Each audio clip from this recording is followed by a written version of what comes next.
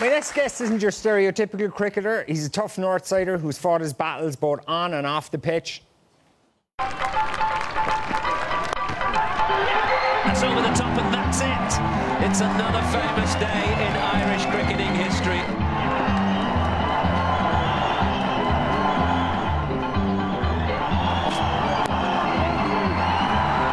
To the leg side. This is it. This is it. This is it. Take a bow, Ireland. What a game of cricket. Terrific, Ireland. Look at these scenes.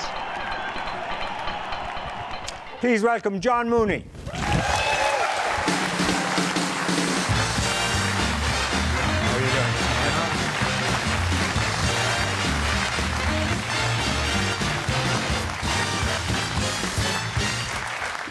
So, John, congratulations. The World Cup was another great outing for Irish cricket, wasn't it? I know you would love to have got a quarter-final, but still, it was a great performance in general, wasn't it? Yeah, it was good. It's what we wanted to do was get 3 wins, so we were obviously happy about that. But you know, we are greedy as well. We wanted to get to the quarterfinals, and unfortunately, 3 wins wasn't good enough for us. But we were pretty happy with how we did. Yeah, the real star, of course, of Ireland's World Cup cricket this year was your headbands. What's the story with the headbands? Yeah, well, my wife Helena, was our second anniversary, and she bought us cotton. Apparently, his second anniversary. Okay. Now, in fairness, she always buys. I hope she got you something else. Yeah, I won't go into that. Yeah, okay. Anyway.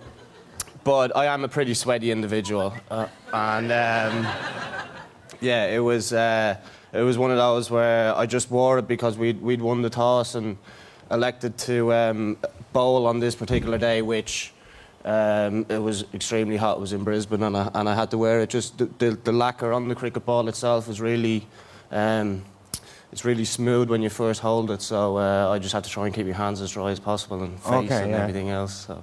The fact that we were wearing lime green jerseys didn't help with the selection of sweatbands either. Yeah, and so then it became a thing, basically, that you're now stuck with the sweatbands, aren't you? Yeah, well, I didn't realise it till after the game, because after the game, my phone was just going crazy with all kinds of stuff, and people were pretty happy with the sweatbands, so I stuck with them for the rest of the tournament. And I had people at the grounds who were just going crazy for the sweatbands. They were that's all. They didn't want anything else other than the sweatbands. Okay, so there's guys heading off home with raggy sweatbands, yeah? Yeah. Very nice. Now, sweatbands that you probably still wouldn't get dry to this day. But that's probably what they want. It's still wet with his sweat. Yeah. Listen, cricket is it's having a real moment in Ireland. We're on the way to becoming a test country. It's the fastest growing sport here and everything. It really has. Its time has come here, hasn't it? Yeah, it is getting there. You know, we've only been about 150 years playing it, or 200 years playing it. But you know, we're finally starting to break down a few walls. You know, it is an English game, which does be pointed out to you on occasions when you're out around the place. I'd say where you come from, definitely. Yeah, well, especially when it came to when I was younger, you know, being asked to play Gaelic, or when you had to turn around and tell the local lads you were going to play cricket, you got a few funny looks. But yeah, it is starting to break down a few walls. We've got a team now that's competing, and that's always important. Yeah. Just to give people an example now of, like, you know, we have this notion that it's posh people in Trinity playing cricket. Yeah, you're from North County Dublin. What did you do before you became a professional cricket player? I was an electrician. So when I first left school, I went to South Africa. During our winter, I'd go to South Africa and play club cricket down there. Okay. And then I'd come back and play club cricket and stuff here in Ireland. And I did that for about 3 or 4 years, and then did an apprenticeship, got just qualified as an electrician, did a couple of years, and then became a professional. Right. Now, one of the stories that, of course, came out of the World Cup this year was that story about that article. It was in the Zimbabwe Herald, was it? About you. So there was a catch you made, it was perfectly legitimate. I suppose it kind of turned around that game against Zimbabwe, and you beat Zimbabwe. They were quite bitter about it. And the article basically called into question, I suppose, your character. It mentioned your drinking and stuff like that. Did you know about it at the time, that article? No, we just played in Hobart, and it was a Saturday in Tasmania. And then spent the full next day travelling to the North Ireland and New Zealand. And then the next day we had a training day. And then we played India the following day after that. So we were in our own little world, you know, in the hotel, and you only see what you want to see, kind of thing as well. But that's a Zimbabwean newspaper, so you wouldn't have been reading it anyway. Yeah. But Simo caught me aside after the Indian game, and he said to me what was in the article, basically what the headline was, and what can you do, you know? I was more worried about the game. We were just after losing, and knowing that we had to go and play Pakistan the following week, what some bloke was writing in Zimbabwe about me was really irrelevant, really. And it wasn't anything that you hadn't talked about anyway, basically referencing depression and drink, which you had given an interview about here. Yeah, I'd never mentioned the word alcoholic, which he'd put into his headline about alcoholism and stuff like that. I'd mentioned that. Excuse your phone is on. If it's anything important you'd like to text back. That's just my mum saying my hair's messy, so... Yeah. She's never... Or saying, are you on television talking about the drink, you clown? I spent my whole teenage career drinking, lying to her, and now she's wondering what I'm saying here on live television, so... But you're not an alcoholic anyway. You wouldn't consider yourself an alcoholic, would you? Well, like, it's such a loose term, you know what I mean? There's people out there who would battle with alcohol and might only have a glass of wine a night, you know? Everybody's different. It is a huge word. But for the time being, for me, it's just not right for me to drink. So I'm trying my best every day not to do that.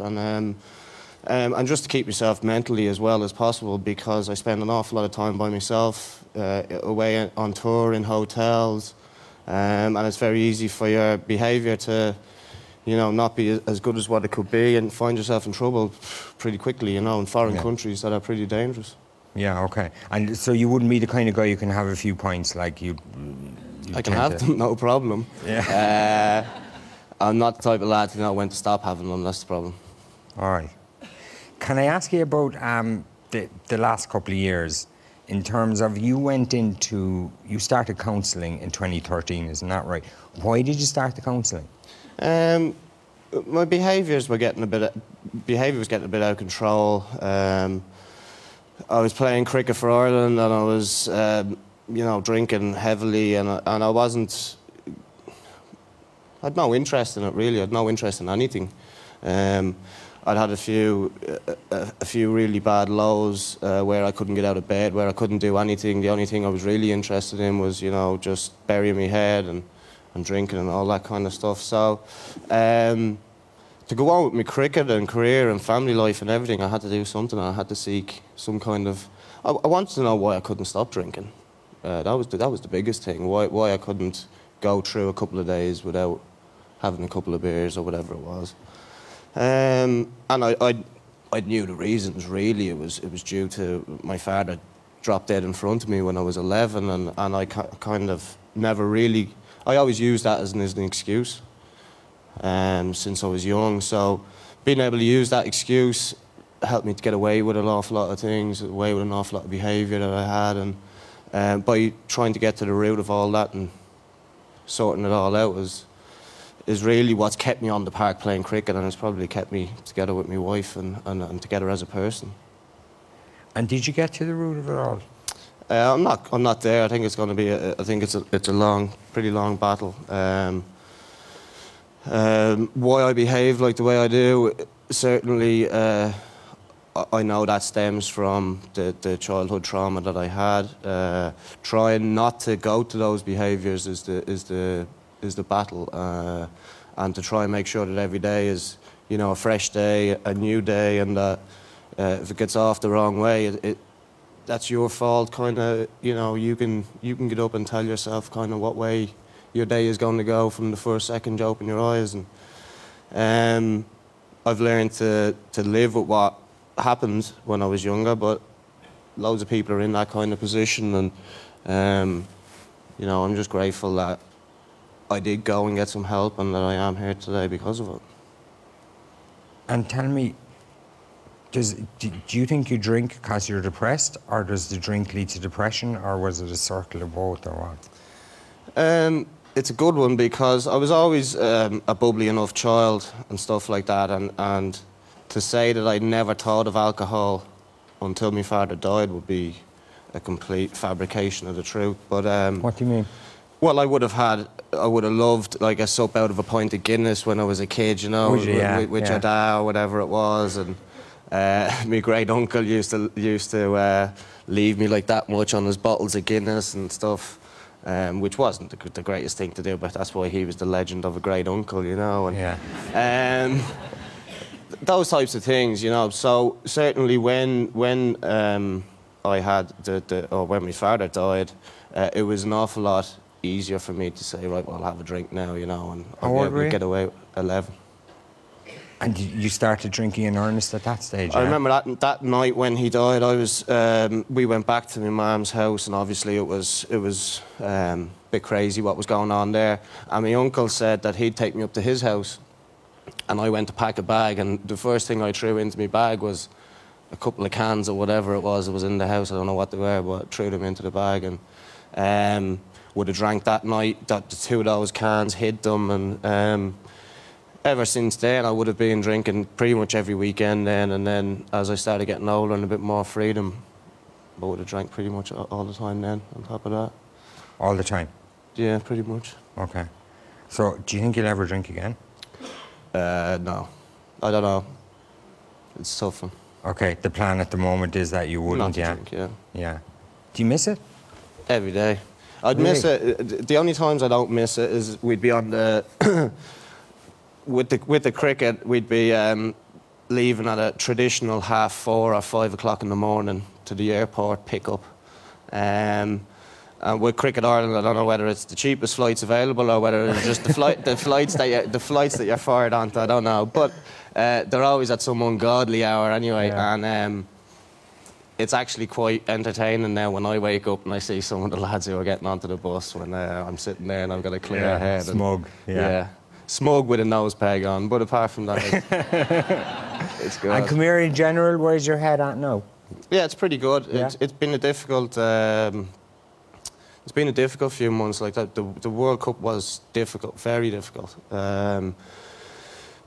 It's difficult being there. Like It was difficult in the sense that I always felt I wasn't able to partake in the celebrations. You know, that kind of way when everybody's out. The last two World Cups I was at, it was. Go out, play as hard as you can, and then enjoy yourself, especially 2007. Like, 2011's got more professional, but with cricket, there's the social aspect of it is huge, and after a big win, especially, you'd have a nice celebration. But so this year was difficult. Did you go at all? I went out the night of the Zimbabwe game. I went down to the bar for an hour. And then went back up to the room, and I could hear them all singing from the room. But it was good, but just I did feel a bit distant towards that end of things. But apart from that, it was really good. And tell me, is it good when you're in the situation you're in and you're struggling with something like that? Is that element of kind of having a band of brothers and a team and stuff, do they kind of tend to come around and look after you a little bit and stuff? Ah, they do, yeah. Like, the lads are great, and like, there's a couple of the guys. There's one who I can go and throw darts with. Every hotel we had a table tennis thing. You can go down and smack a ball or two on that, and golf and all those other things that you can do while you're away. You create other little groups within the group, you know, and there's certain senior members of the squad who would always be around to throw me a text or knock in and make sure everything's right, and we all look after each other. Just you know? quietly looking after each other. Yeah. And the missus stayed with you, yeah? She was there for the New Zealand leg, and the start in New Zealand, and then the Brisbane game. I meant in general, she stayed with you though.